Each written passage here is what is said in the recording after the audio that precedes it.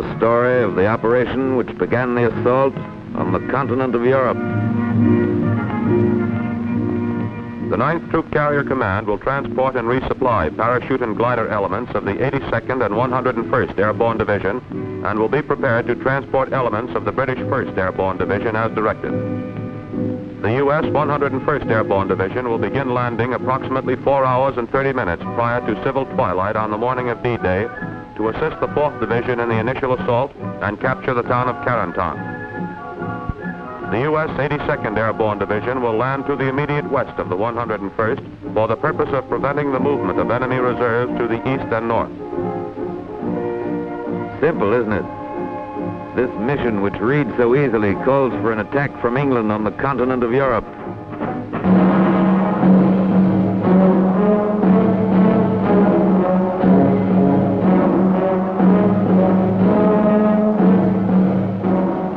Festung Europa, walled in by the formidable defense in depth of the Atlantic Wall.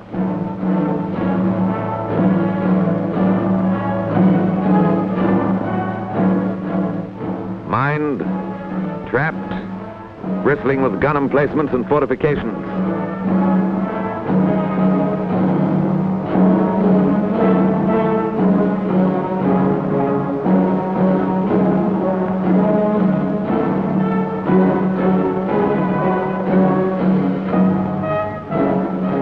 Impregnable barrier, said the Nazis.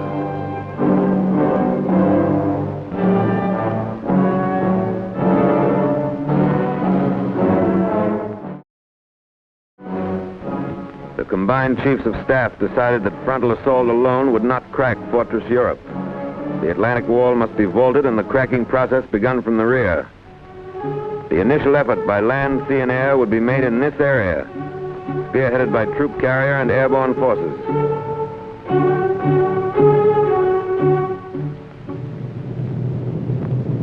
But before the D-Day, there must be a number of lesser D-Days. The first large-scale airborne operation was performed in conjunction with the assault on Sicily, 10 July 1943. Taking off from fields in Africa for dropping zones in Sicily, troop carrier units transported by glider and aircraft, units of the 1st British and the U.S. 82nd Airborne Divisions. Almost a year before this operation, a troop carrier group transported a parachute infantry battalion from England to start the invasion of North Africa. But the invasion of Sicily was the first real test for troop carrier units, which had trained in maneuvers in Texas, the Carolinas, and England.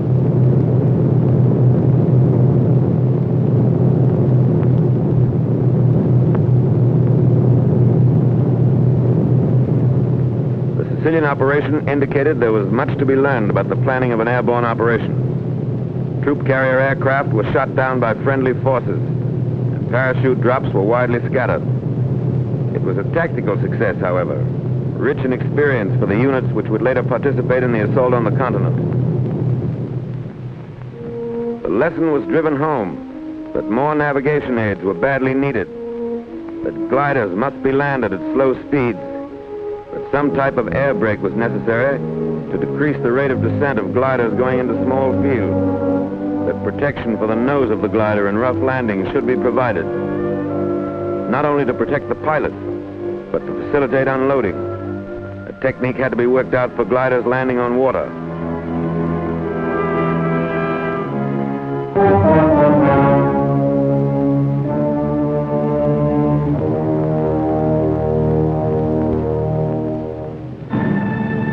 To the lessons of Sicily was added the experience of the highly successful operation in the Markham Valley of New Guinea, in which troop carrier and airborne forces showed the practicability of a well-planned daylight operation.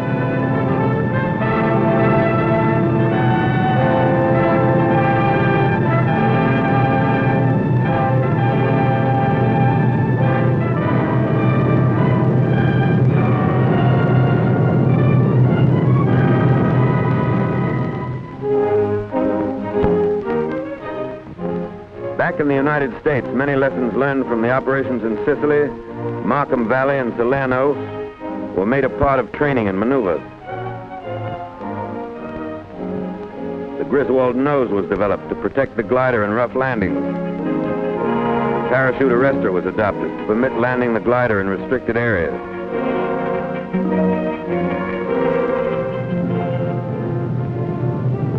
The intercom between tow plane and glider was introduced.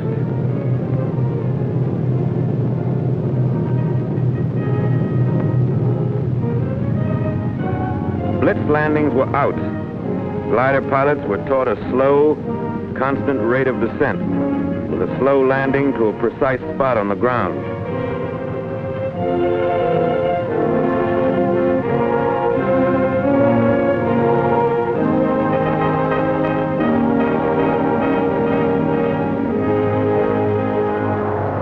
Many types of combat aircraft were suitable for towing the CG-4A glider.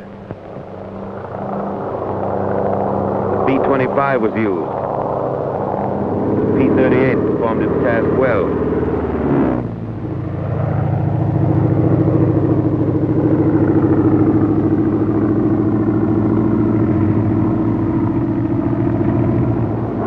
Even the PBY became a tow plane.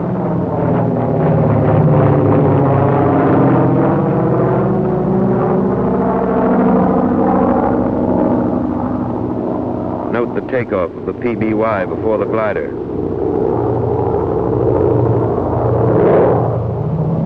Here's a B-17 in dual tow.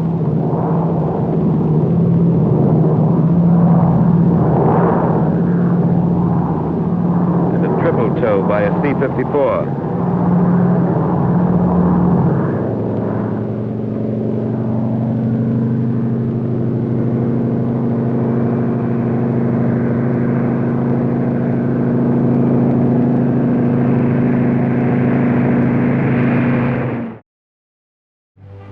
Airborne aviation engineers trained in anticipation of their probable use for building landing strips and rebuilding bombed aerodromes in France.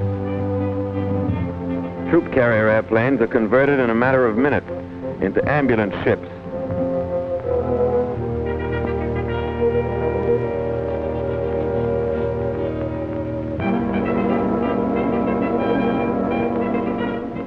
And from lessons learned overseas, grew the doctrine expressed in War Department Circular 113, employment of airborne and troop carrier forces. Doctrine was put into practice, and Circular 113 became the blueprint for all future airborne operations. Airborne and troop carrier units are theater of operation forces. Their employment must be an integral part of the basic plan made by the agency directing all land, sea, and air forces in the operation. The coordinating directive must be issued in time to allow realistic preparation and training by troop carrier and airborne units for the specific operation. Airborne troops must be employed in mass, and the bulk of the force landed in as small an area as possible. The use of highly trained Pathfinder teams dropped in advance to mark dropping zones and glider landing zones is essential. Procedures must be prescribed which will ensure that troop carrier aircraft on course at proper altitudes and on correct time schedules are not fired upon by friendly forces.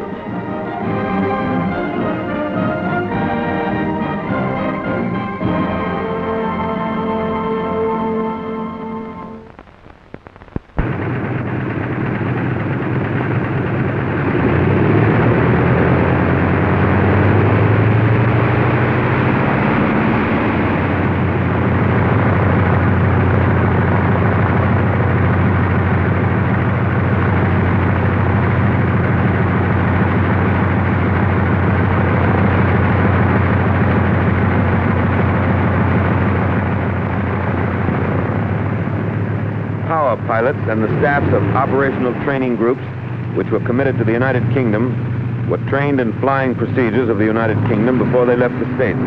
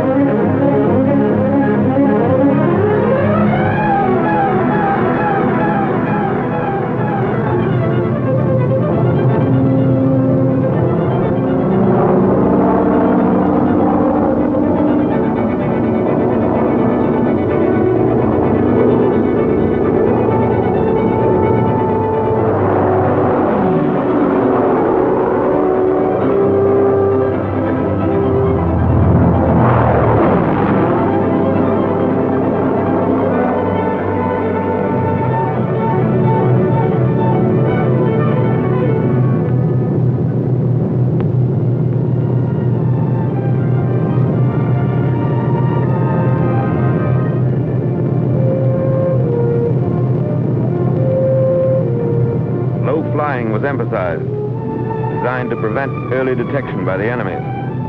Air crews had to fly through a corridor of flak, pinpointed by searchlights. Every aspect of operations in the United Kingdom, flying control, air-sea rescue, supply, British navigation, weather, all phases of theater training were covered before the units departed overseas.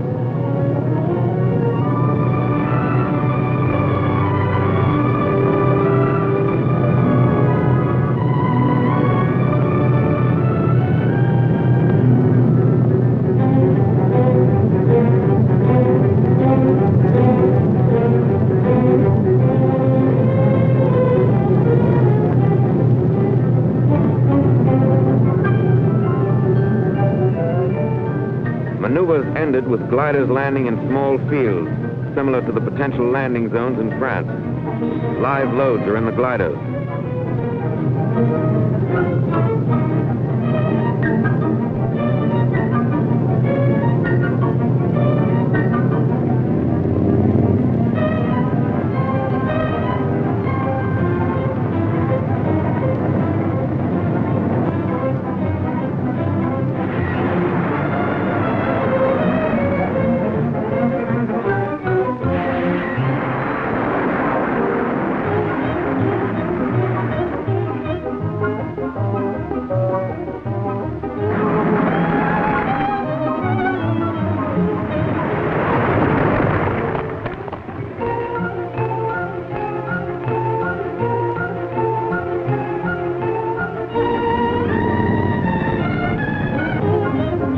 Airborne troops continue in their specialized tactics.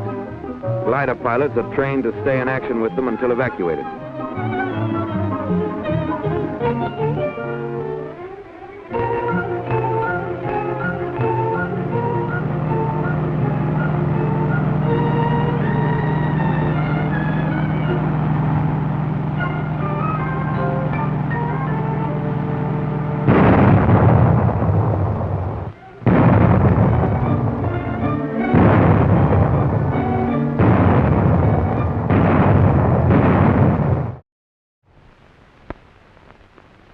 Meanwhile, in England, Supreme Headquarters was formed.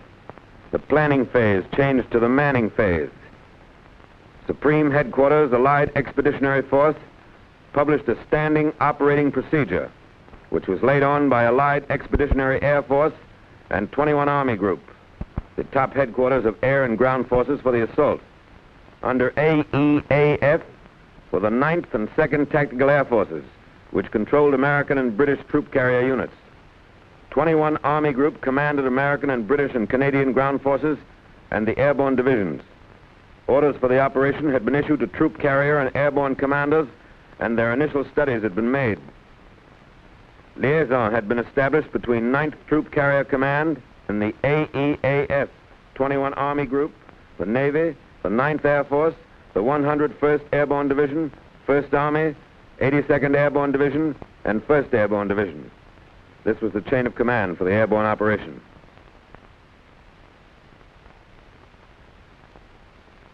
The Airborne Planning Committee, headed by the Air Commander-in-Chief of the Allied Expeditionary Air Force, was composed of representatives from all the services involved in the airborne operation: Navy, ground, and air, as well as the Troop Carrier Command and the airborne divisions concerned. With the greatest airborne effort in history in the making, a steady stream of gliders flowed into England for the coming assault. From the crates in which they were shipped, Shantytown emerged.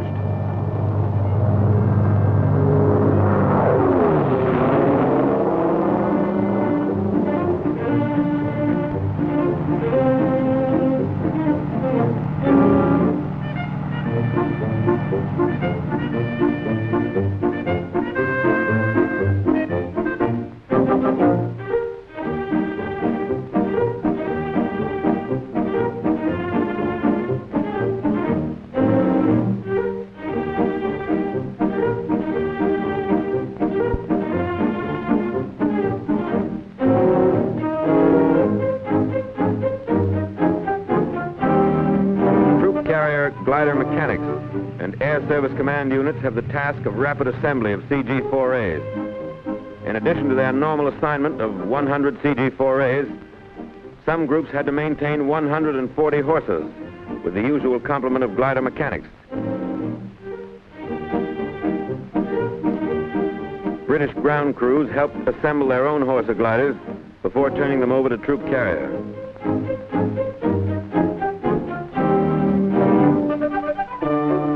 This British Horsa now belongs to the 9th Troop Carrier Command. Operational training with the Airborne Division started in March, 3 months before the assault.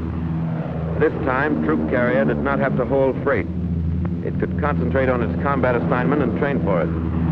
Intensive work was done on column takeoffs and landings and night formation flying.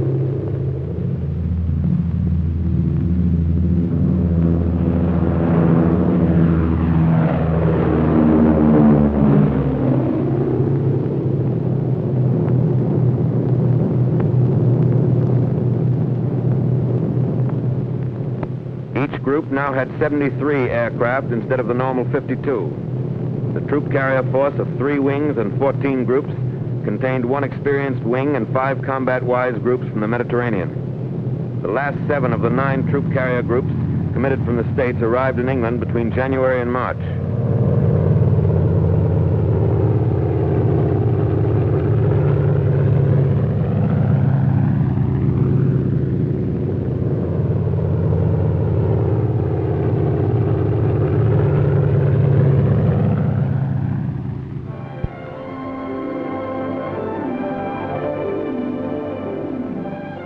This system is used to recover gliders from small fields.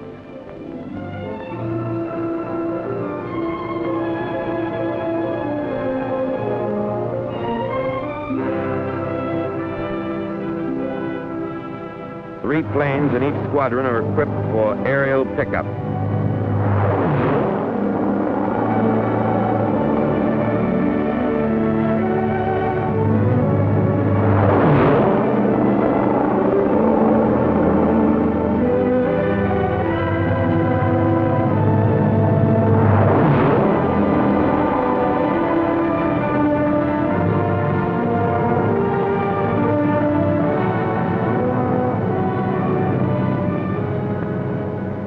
Coordination between ground and air is necessary for accuracy and delivery of resupply containers.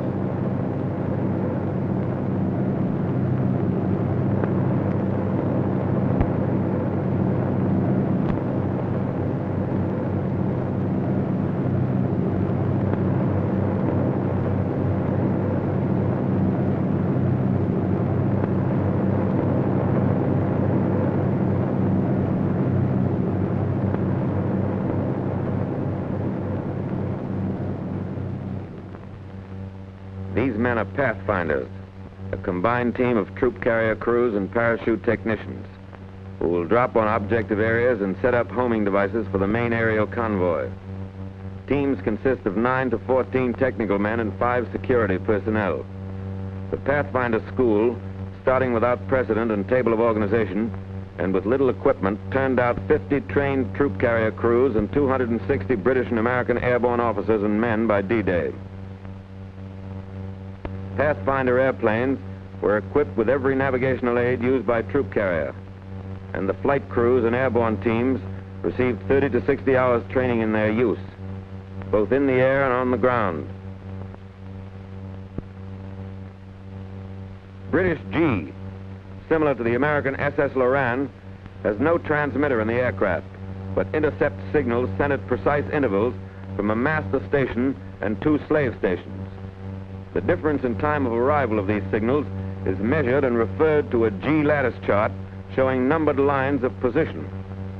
The numbered lines corresponding to the measurement is the line of position the aircraft is on the instant the measurement is taken. As an extra precaution, the leader and the deputy leader of each main serial flew aircraft also equipped with G. SCR-717C is used by the Pathfinders and 2 aircraft in each main serial. The picture shown on the 717 scope, the nearest thing in radar to a regular map, indicates such objects as shorelines, lake cities, and convoys, with the range and azimuth of each object. The receiving aircraft appears in the center of the scope. When 717C is tuned to a BUPS beacon, the map is not visible. The coded image shown here in the upper left quadrant is the BUPS beacon signal and indicates the range and azimuth of the beacon from the aircraft. The beacons are set up in the DZs by the Pathfinders. All troop carrier aircraft are equipped with Rebecca, the close-in radar aid, used at ranges averaging 15 miles. Eureka is triggered by the Rebecca transmitter in the aircraft. The impulse, when received, trips the Eureka transmitter, which sends a signal back to the aircraft on a different frequency. The twin Rebecca antennas, by the intensity of signal received on one side or the other, indicate on the scope which side of the aircraft Eureka is on, and the range of the aircraft from the ground station. When the signal is received with equal intensity on both antennas, the aircraft is on course. Each Pathfinder team is equipped with 8 specially designed holophane lights from which DZ light tees are made. By D-Day, crews who had lived, trained, and were briefed together could navigate under instrument conditions to within 600 to 800 yards of a pinpointed position in unfamiliar territory.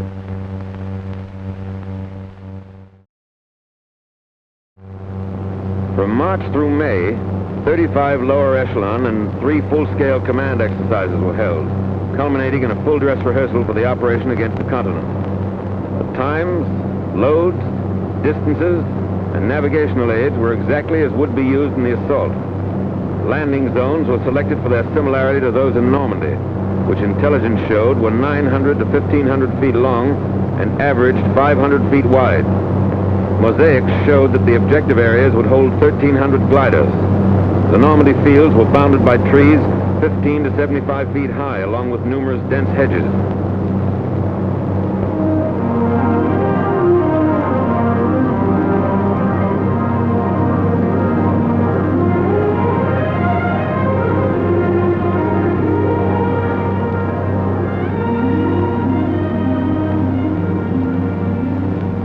Glider pilots were allowed to choose their own fields, and release was made at heights from 800 to 1,000 feet.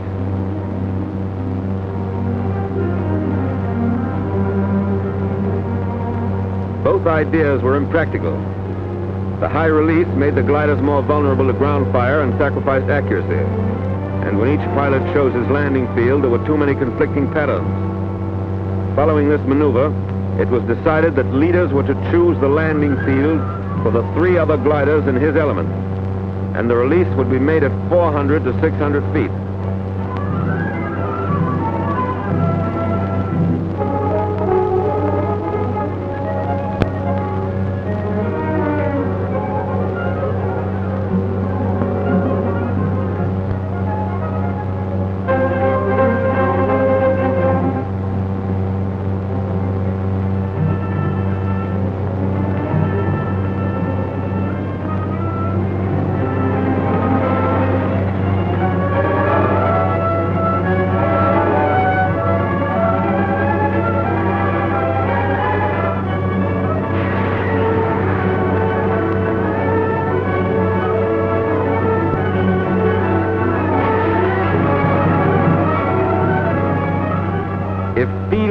Enough for practical operational training are used, there are certain to be crack-ups. A compromise must be made between realistic training and the number of gliders which may be expended on the maneuver.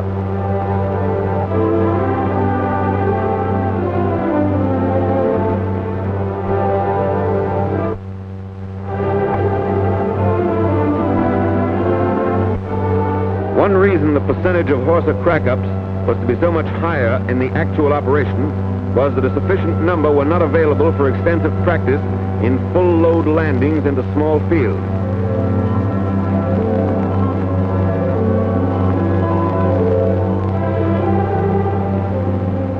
Because of their rugged fuselage construction, most of the CG-4A gliders, which sustain damage upon landing, deliver their loads of personnel and equipment in fighting condition.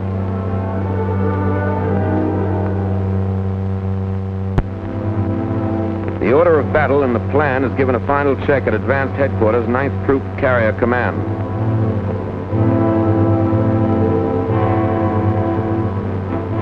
carrier crews, the majority of which had never seen combat, were approaching a state of battle readiness. The final briefing was held near London on the 1st of June, 1944. Groups will take off from their home airdromes and assemble at wing assembly points. They will proceed to the command assembly point at Elko, then to the command departure point at Flatbush. The first 28 serials will proceed from Flatbush via Gallup and Hoboken to IPs on the west coast of the Cherbourg Peninsula. The dotted lines indicate a 10-mile wide corridor in which no aircraft of any type will be fired on by surface vessels. Corridors, altitudes, constant airspeeds, and time over fixes must be adhered to because air, ground, and naval forces have been notified of numbers and timing of our aircraft over the route.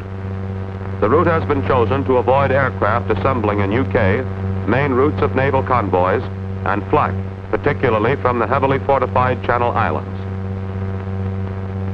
DZs and LZs are in the area indicated. After passing DZs, serials will proceed to Paducah, to Spokane and Gallup, and will fly a reciprocal of the outbound course. Distances from the various wing assembly points to the DZs are from Atlanta, 282 miles, from Austin, 197, and from Ada, 192. Navigation aids will be distributed as follows. Eureka will be placed in advance at Atlanta, Cleveland, Elko, Flatbush, and on boat markers at Gallup and Hoboken. Pathfinder teams will place Eureka on all DZs and LZs. Only one of each 9 aircraft will home on Eureka, since more than this number will saturate the ground set and reduce the range. Box beacons will be placed at Flatbush, Hoboken, and 2 DZs by the Pathfinders. Occult portable lighthouses which flash a coded letter will be placed at Atlanta, Austin, Ada, Burbank, Cleveland, Dallas, Elko, and Flatbush. Holophane lights will be used during the night operation on the boat markers at Gallup and Hoboken and to form lighted T's on all LZs and DZs. The 2 boat markers at Gallup and Hoboken will be 100-foot boats manned by the Royal Navy and will maintain their exact position in the channel by G. Panels and smoke, coded by color, will be used on 2 DZs and 2 LZs for the daylight serials.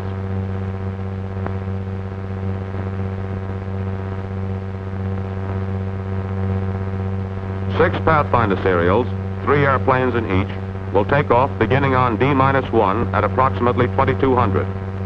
A Pathfinder serial, illustrated by circled aircraft, will precede the main convoy into the 6 drop zones by 30 minutes. Troops from the first Pathfinder aircraft will land on the first DZ at 0020 or at H-4.5.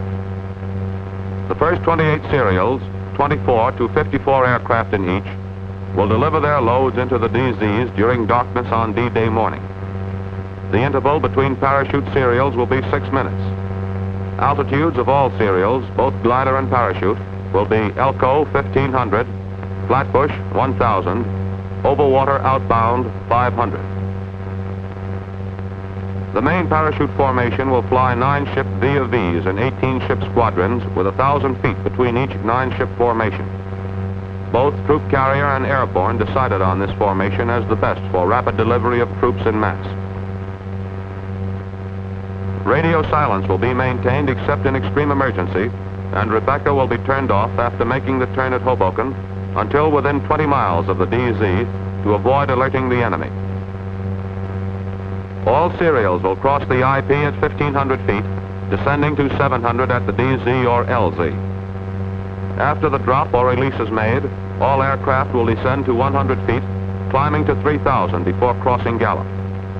On the return, Gallup to Elko will be flown at 3,000 feet, since outbound serials will be using the same corridor at 500 feet. The first 26 serials, or 821 aircraft, which will transport all the parachute troops of both the 82nd and 101st Divisions, will complete their drops by 0244.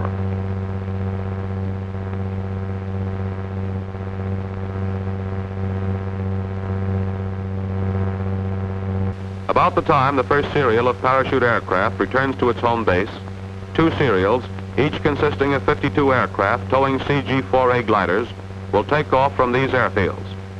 The interval between glider serials will be 10 minutes. These gliders will be released over the LZs about 0400, still in darkness, which will conclude troop carrier operations until 1900 of D-Day. The static hookup will be used for all glider marshalling and takeoff. This system, with all tow planes and gliders hooked up and parked prior to takeoff time, enables each combination to take off at intervals of less than 30 seconds. The control procedure used will be the standard sled and jeep combination indicated. The sled and marker, attached to the jeep by a rope the same length as the tow rope, indicates to the tow plane pilot, when he taxis alongside it, that the slack is taken up. The signal man on the sled gives the tow pilot the signal to take off, then the jeep moves back alongside the next tow plane, and the procedure is repeated. The glider pattern will be the standard double column echelon to the right with 300 feet separating the double columns. 3 minutes from the LZs, the columns will separate so that landing patterns of separate columns will not conflict. The glider will be brought to a landing over the lighted T's, which will be placed in the fields and lighted by the Pathfinders 10 minutes before the arrival of the serial. 4 gliders make up the element because of restricted visibility and the size of the field selected for the LZs. Meanwhile, aircraft of 38 Group, the British troop carriers, will take off and form along this route after Serial 10 passes Flatbush.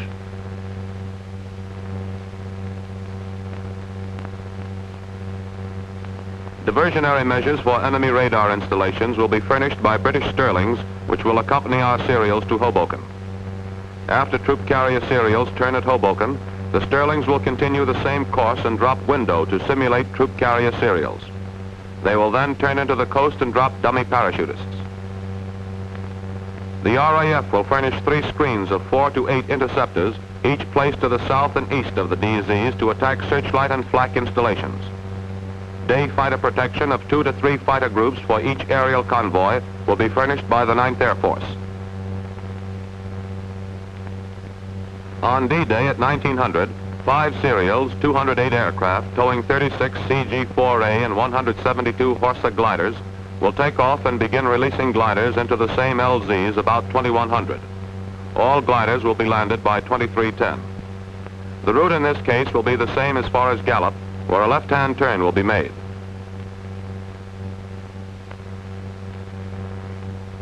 Serials will proceed from Gallup to Spokane, to Paducah, to the LZs, make a right turn and fly a reciprocal course on the return route. All future serials will follow this route since the beaches will be secure by this time and will afford more protection from ground fire for daytime flight.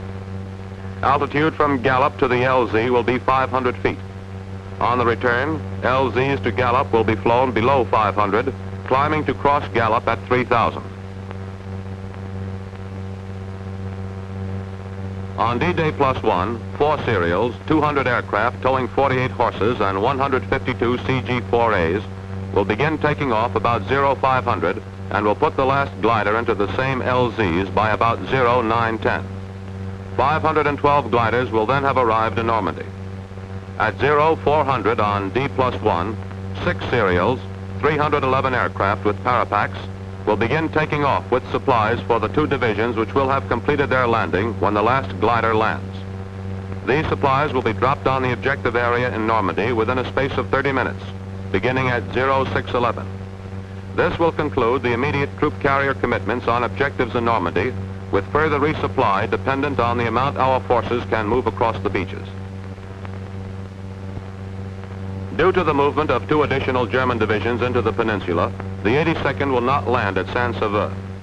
The 82nd and 101st Divisions will both land around Saint-Mare-Église, 5 miles from the east coast. The 82nd Division will secure the causeways and lines of communication to the north and across the inundated area to prevent enemy reinforcements from being brought to the beachhead. The 101st Division will proceed south and capture Carentan. The forces which will come across the beach will proceed inland to reinforce this vertical envelopment.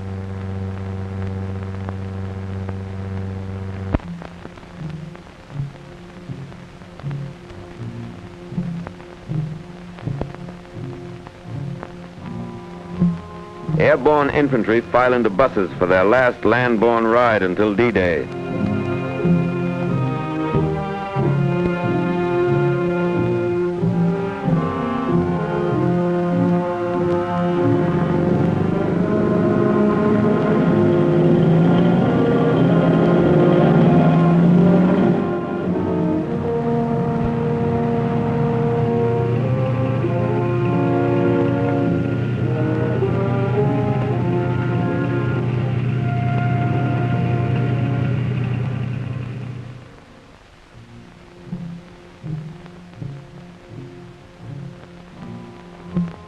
These hangars are their barracks until they climb aboard the airplanes and gliders.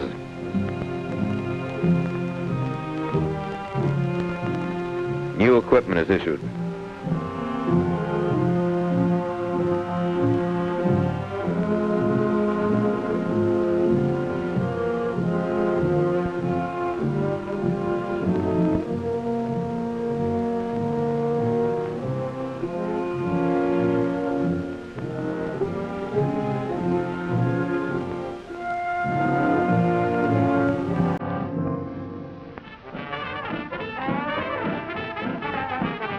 Nothing to do now but kill time. Nothing, that is, but to keep at the peak and await orders.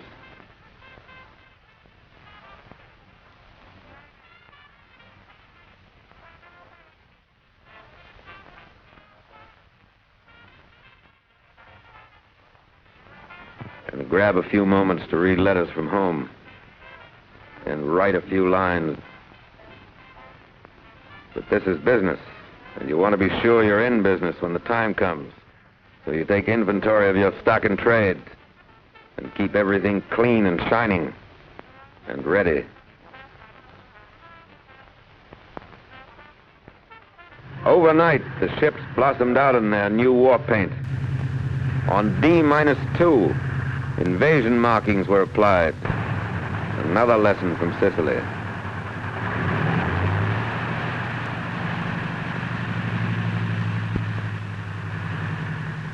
Invasion money revealed the objective. By now, the High Command insisted that individuals should know their destination.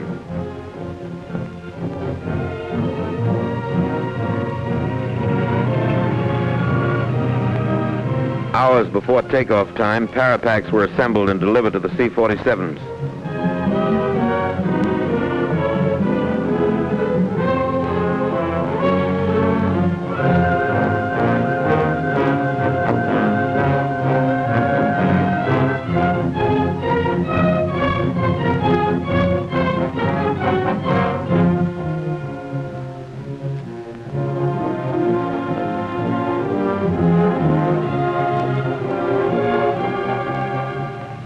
LSTs received their quotas of troops who will cross the beaches and move forward if troop carrier and airborne have done their job. One glider regiment of the 101st was to go in by boat, as were some attached and supporting units of both divisions. The lift, or the required aircraft and gliders, was not available to put them in by air as early as needed. D-Day -1, and time narrows down. Gliders for the first night's operation are assembled for the takeoff, ready to follow the parachute serials to France. Officers and men of lower echelons are briefed. Speeds will be Pathfinders, 150 indicated for the entire course.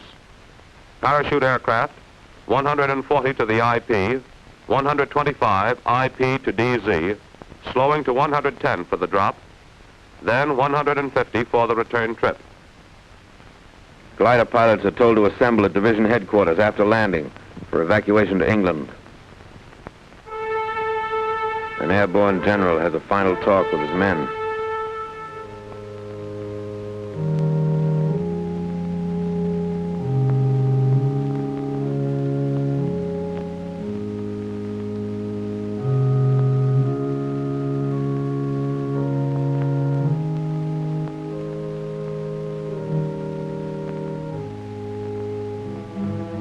Troop carrier and airborne have their final inspection.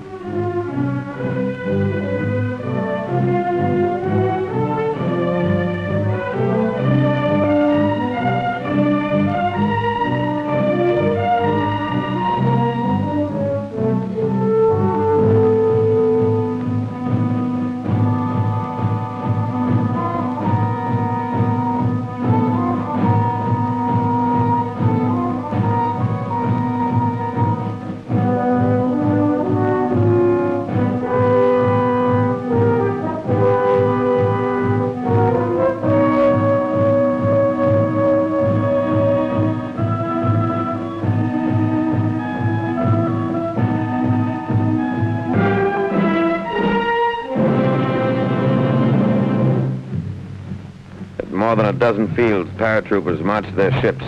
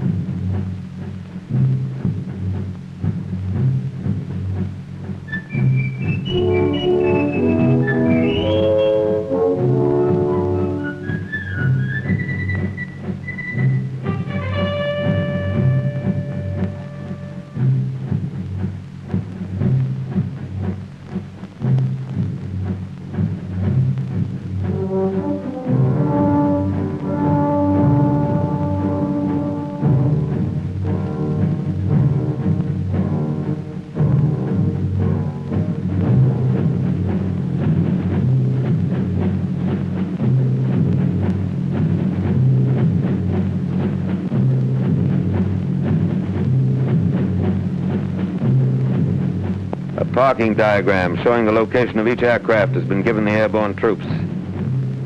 Each pilot has been furnished a list of his passengers.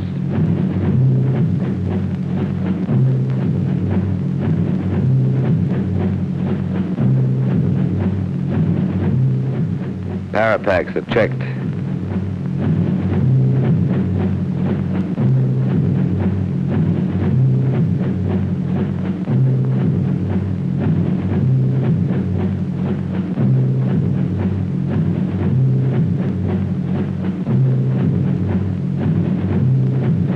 This outfit has enough Apache blood in its collective veins to justify their haircut.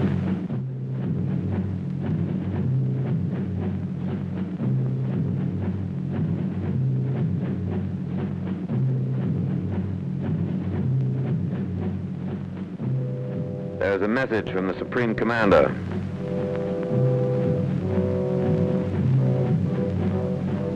You are about to embark on a great crusade. The eyes of the world are upon you, and the hopes and prayers of all liberty-loving people go with you.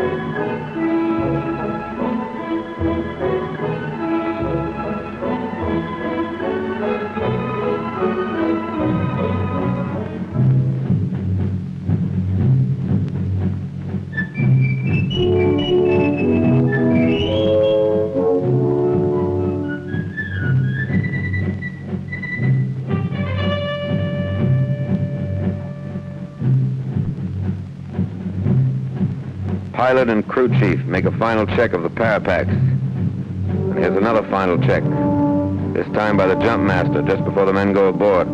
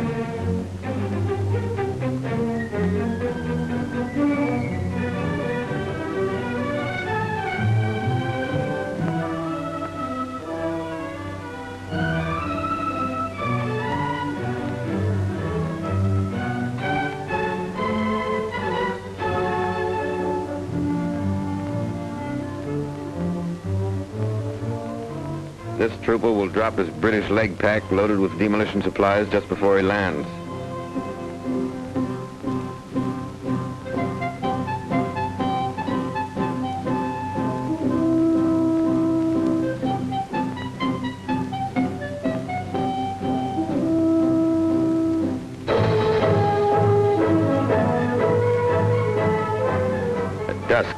Pathfinder teams board the ships that will show the way into enemy territory.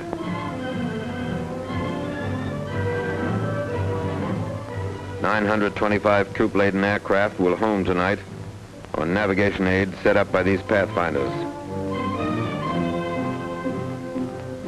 This is 1 minute out of 1 hour in one day in the world's history that has rarely been equaled. These are the first ships to take off in the airborne invasion of Fortress Europe.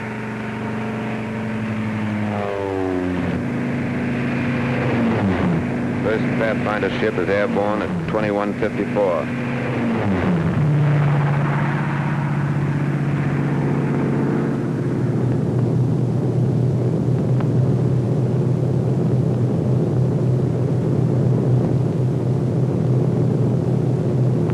As the Pathfinders head for the coast of France, other C-47s move into position for their takeoff at the head of the runway.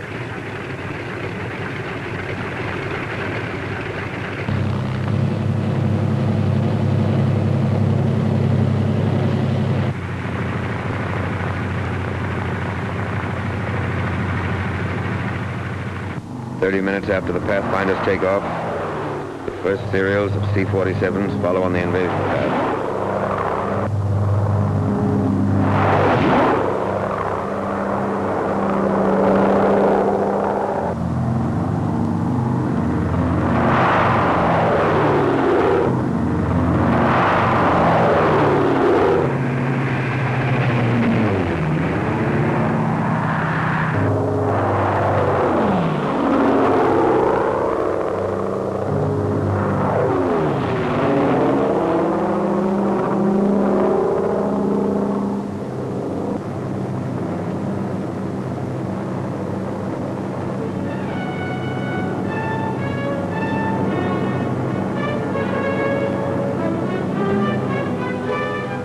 Troop carrier aircraft cross the channel.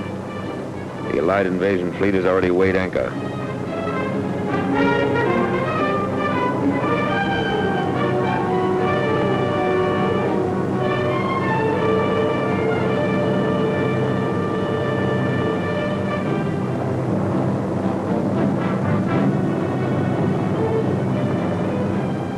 Ceiling had been forecast as 3,000 en route, clearing at DZ, but actually is variable, 500 to 1,000. Visibility is poor.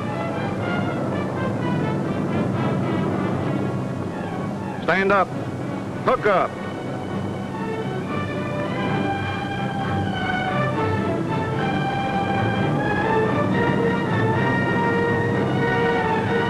Ready with the red. Shoulder red. Stand to door. Ready with the green. Shoulder green. Go.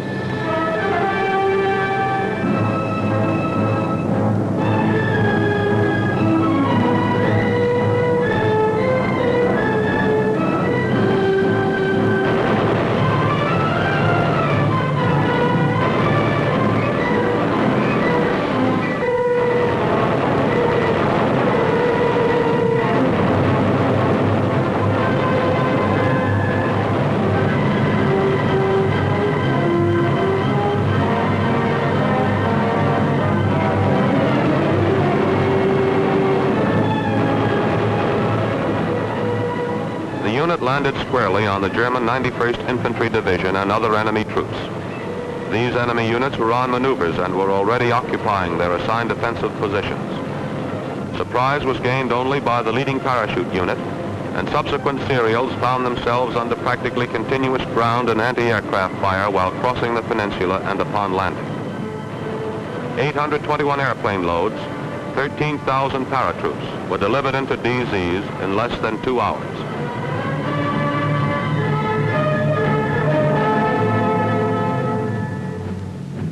Troop carrier had not planned or trained for a night glider landing, but more panzers moving into the peninsula made 100 glider loads of anti-tank guns and troops essential for the initial phases. It was estimated that only 50% of personnel and equipment would be available for use after the landing. This calculated risk was accepted. The serials were made up of the reliable CG-4As which were easier to put into strange fields in darkness. 0200. Time for the gliders to go.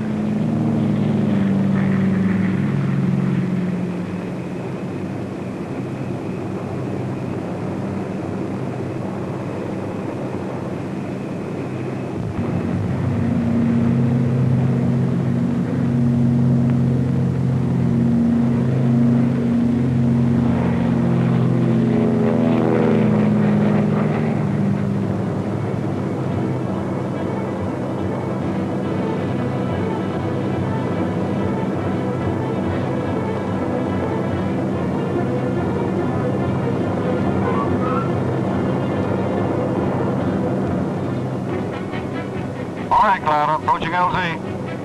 Roger. Okay, cut loose. Roger. So long.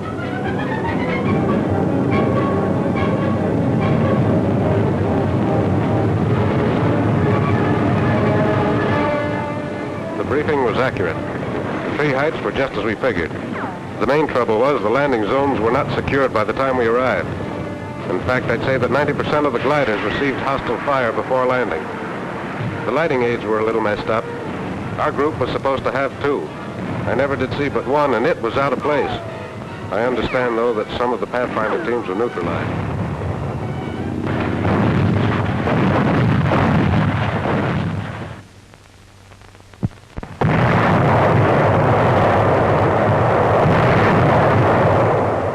Coastal defenses are softened up for the beach landings.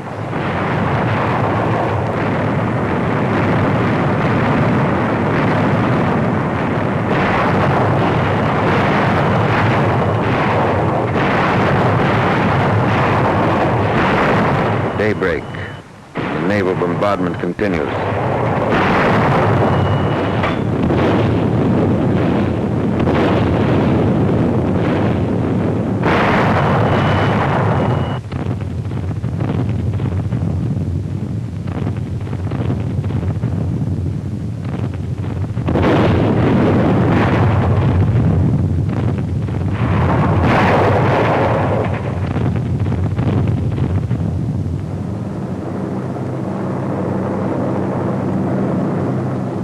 Went in ahead of the troops to blast enemy coastal installations.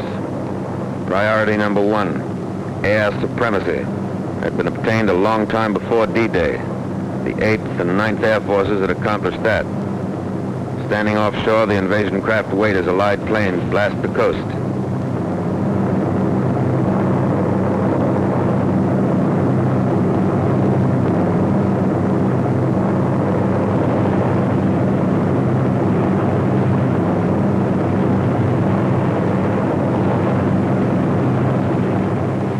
Allied surface ships come in.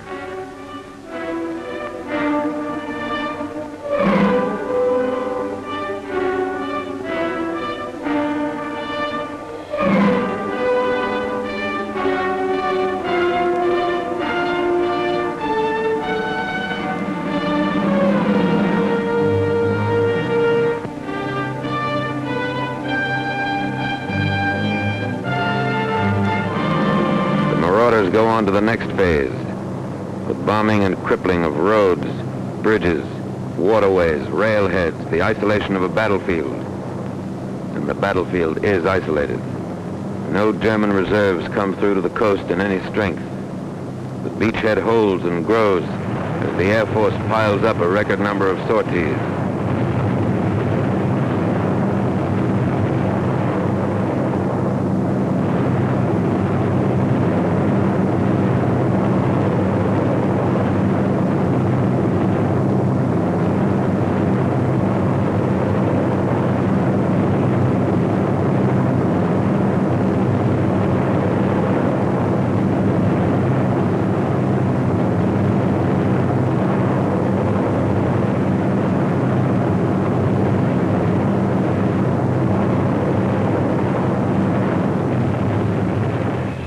Fighters blast every target that moves on enemy ground.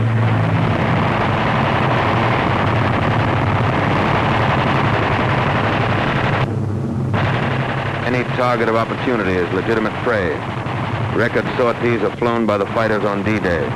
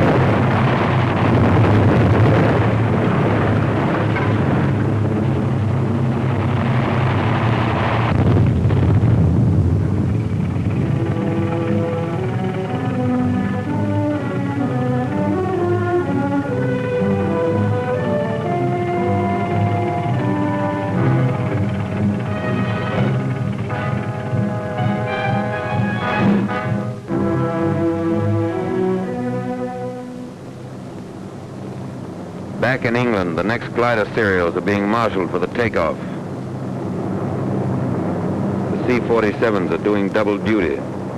Back from the paratroop drops, they're ready to take off with gliders. Dual tow had been practiced in the States, but it was not used in this operation due to the extra time necessary for air assembly and to the additional marshalling space which it would require on the aerodromes.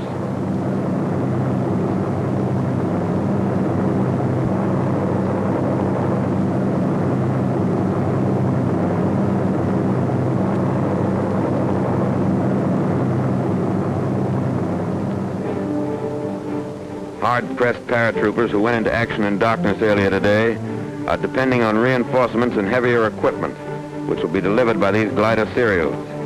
3 groups of fighter cover are in takeoff position at airdromes to the south.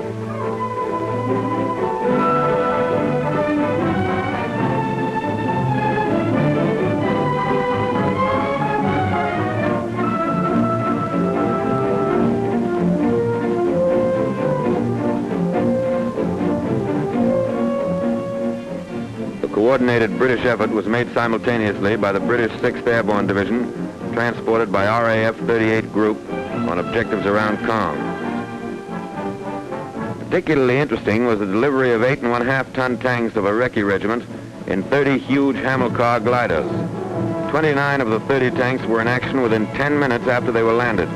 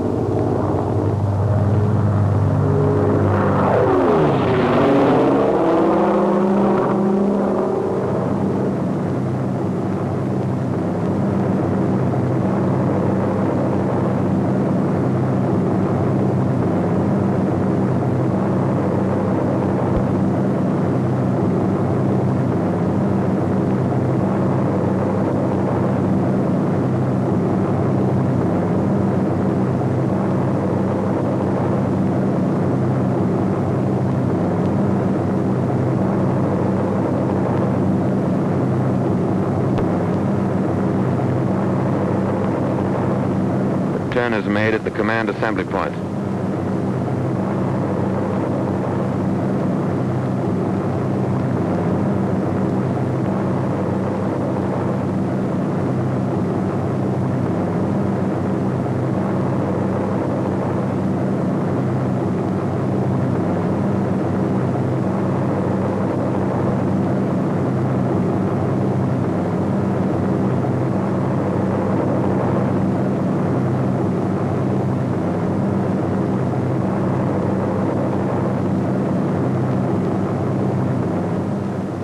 air superiority makes possible this daylight operation.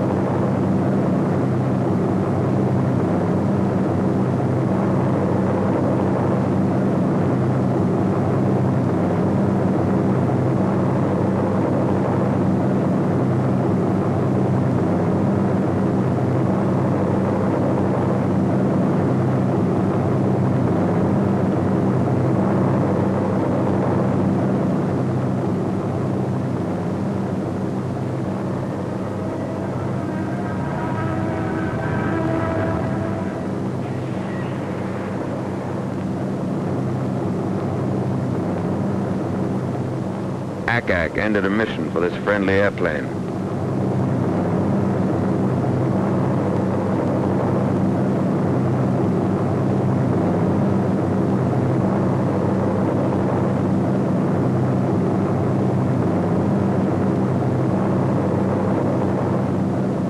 As these gliders and their tow planes head into France, C-47s, which already have dropped their gliders, pass on their way back to England. Two-way traffic, and it's congested.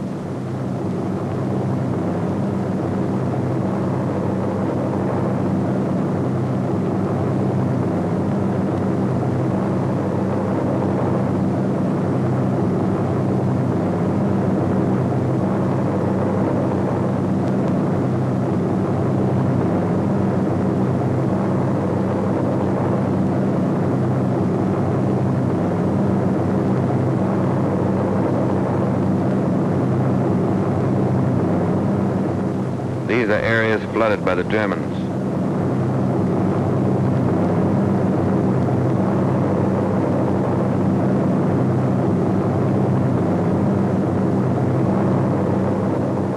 Parachutes and gliders from the previous serials.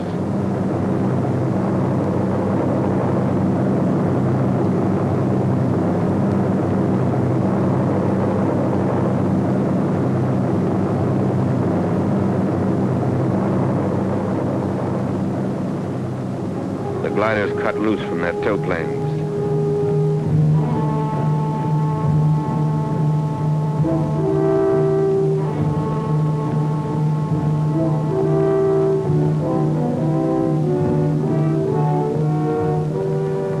We have fighter cover all the way to the landing zone. Not even a lone German fighter was able to sneak through.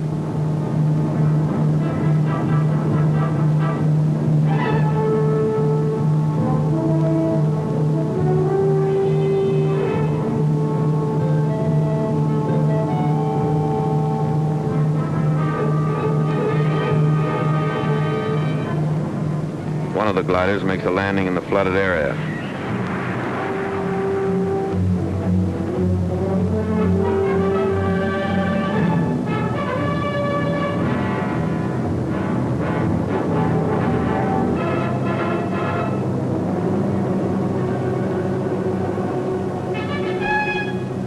Here are the staked fields intelligence warned us about. The traps consisted of poles 12 to 15 feet long.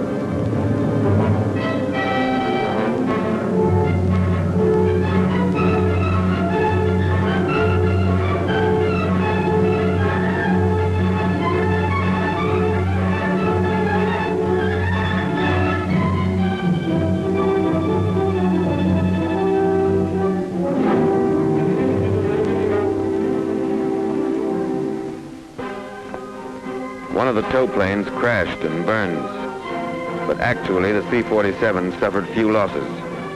Some of the glider landings were rugged, and So are some of the paratroop landings.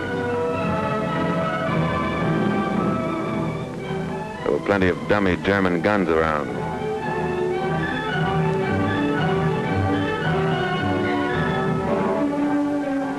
But just as many of the real thing.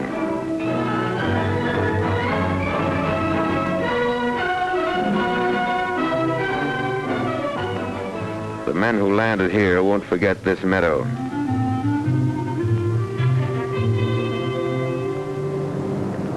Resupply ships took off simultaneously with the last glider serial from 5 airfields which were designated as takeoff fields for resupply by air. All resupply was directed by the Allied Expeditionary Air Force Headquarters through an agency called CATOR, Combined Air Transport Operations Room. Packing, delivery, loading, and lashing of all supplies for aerial delivery was the job of the Service Command. Requests for air resupply were approved by the Army Group or Air Force in the field.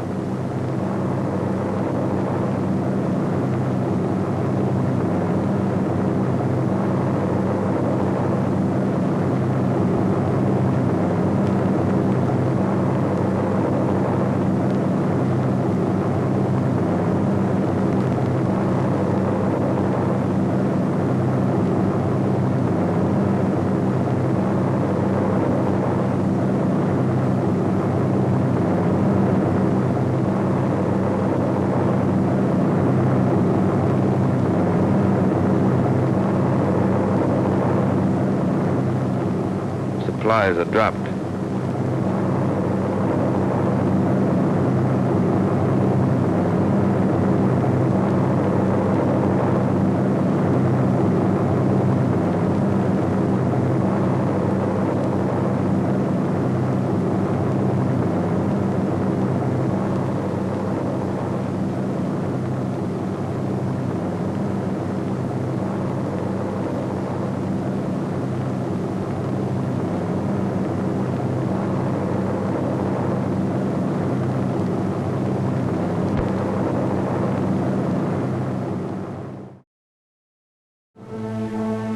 Meanwhile, the airborne infantry had fanned out and taken initial objectives, most of them after hard fighting and heavy losses.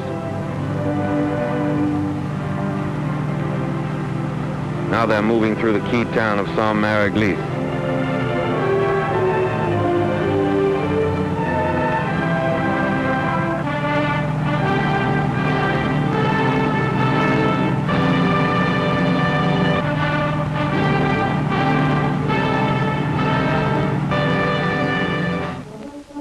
On the beach, landing strip number 1 is built immediately.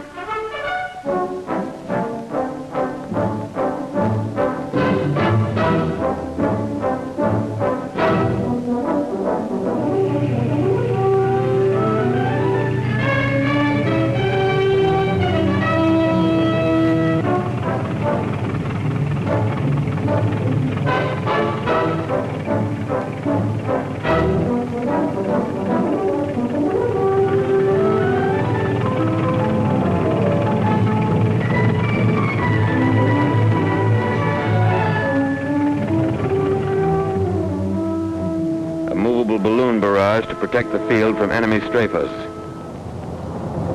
D+4. On the still incompleted strip troop carrier begins evacuation of the wounded to airdromes convenient to base hospitals in England.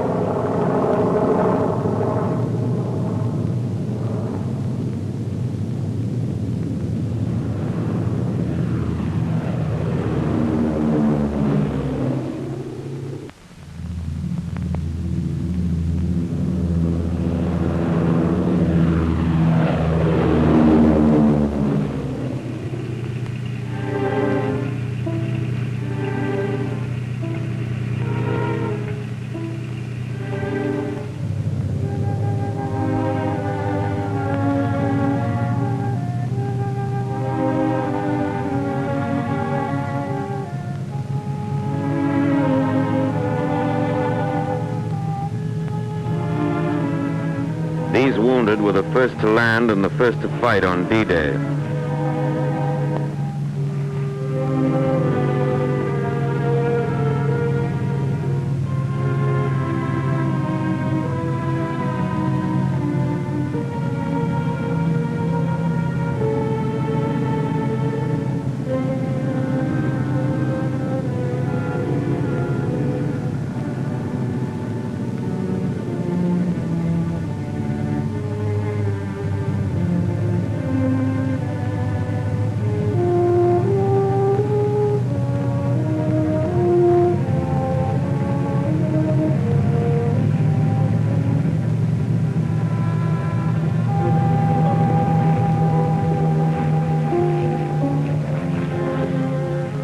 Blood plasma is supplied before the ships take off.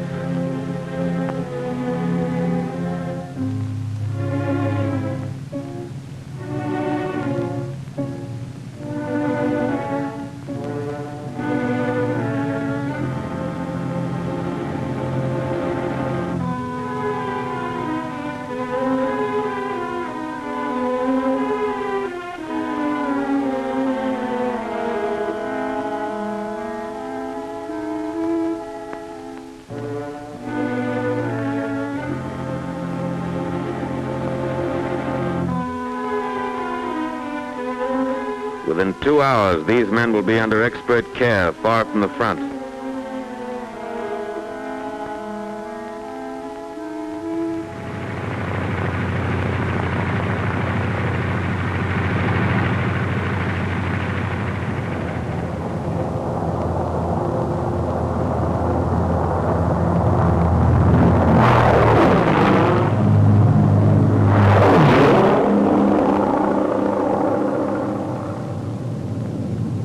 By now, Airailimages is well to the rear.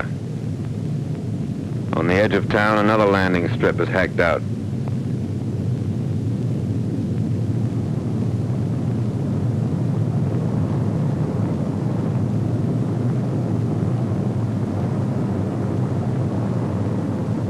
Even before the landing mats are laid, a resupply glider comes in with more equipment.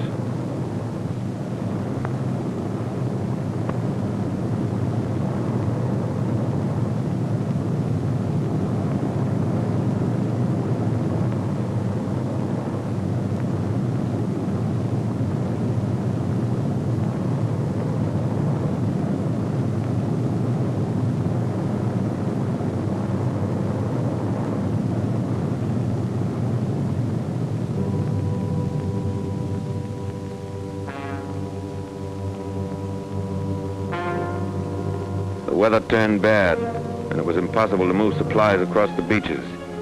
But the army which had landed had to be supplied.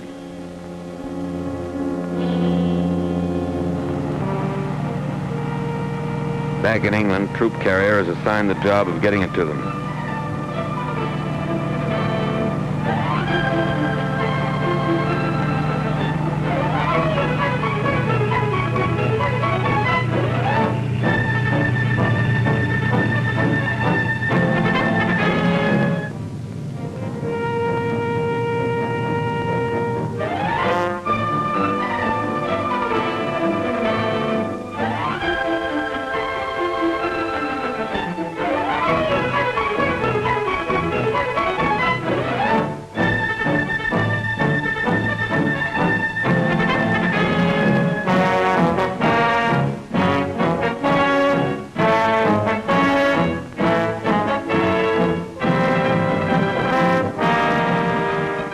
Nurses and medical supplies make the trip along with shells for Allied guns.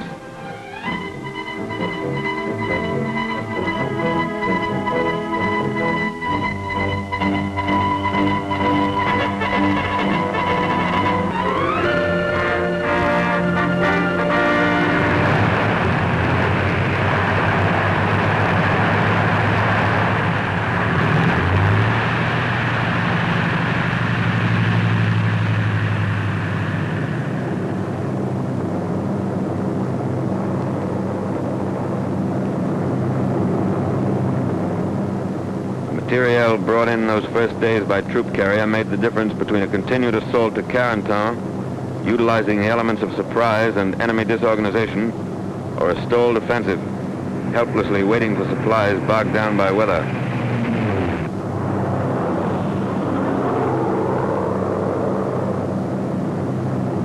The landing strip at Airailimages handled the traffic for resupply.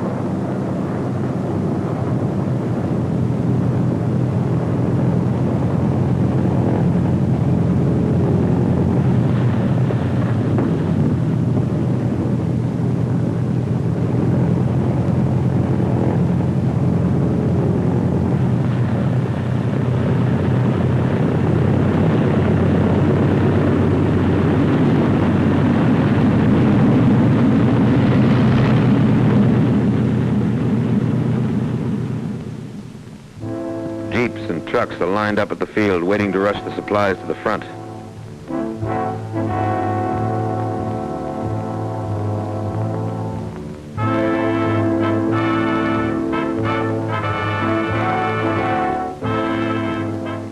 As soon as the ammunition is unloaded, the wounded will be brought aboard.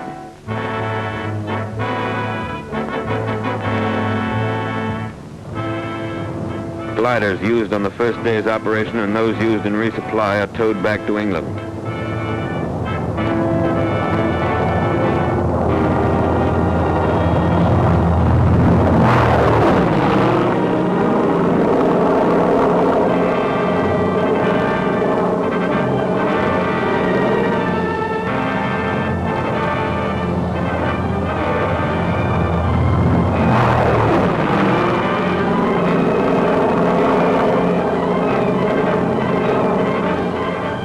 Inaccessible spots, tow planes use an aerial pickup to get the gliders back home. Others, not flyable, will be disassembled and hauled back by boat.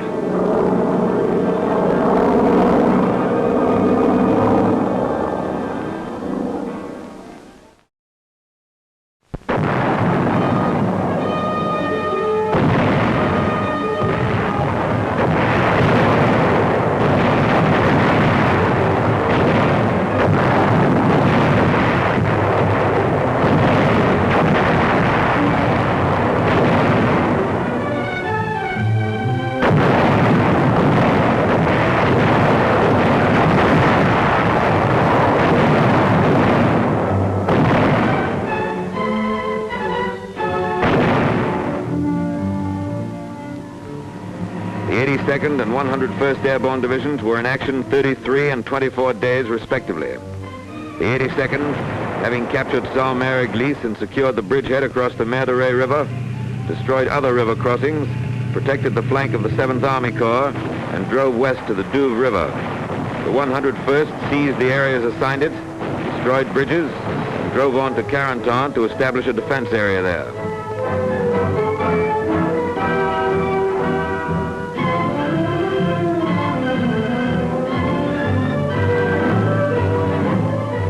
Troop carrier, the commanding general of the 82nd Airborne Division sent this commendation. Under most difficult conditions, including landing under fire in enemy-occupied terrain, glider pilots did a splendid job. On the ground, they rendered most willing and effective service, providing local protection for the division command post during the most critical period when the division was under heavy attack from three sides. Please express to all elements of your command who brought the division in by glider or parachute, or who performed resupply missions for us, our admiration for their coolness under fire, their determination to overcome all obstacles, and for their magnificent spirit of cooperation.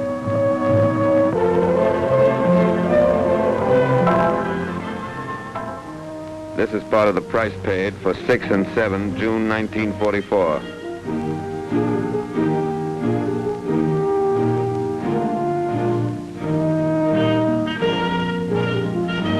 $1,662 troop carrier airplanes were dispatched in the first 24 hours of the assault. 43 were lost and 311 damaged by small arms fire. A lot happened here that cameras could never get. But a corporal with the Pathfinders remembers.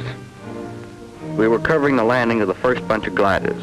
We were pinned down by German fire across the field. As the men came running out, they stepped right into it and started to drop all around us.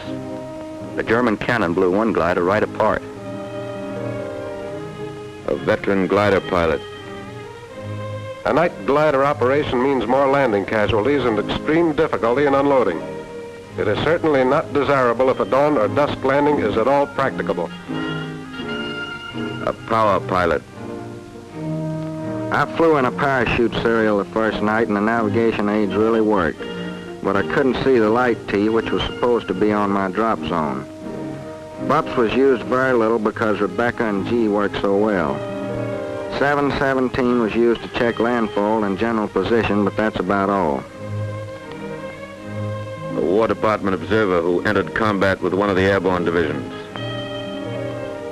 Troops were dropped generally in the vicinity of the DZs, but were badly scattered.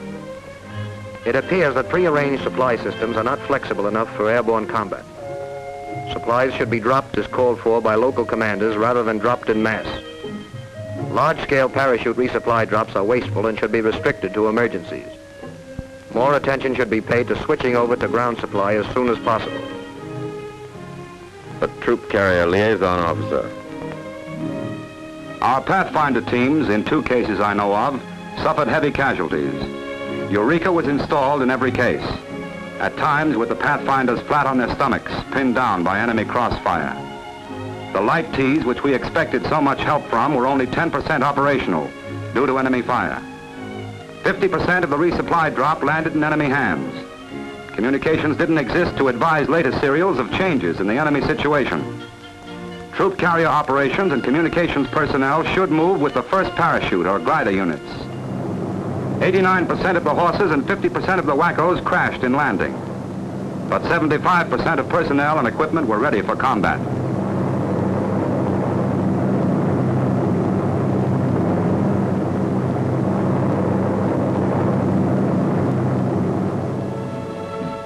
Back from Normandy, these men would have faced further tests.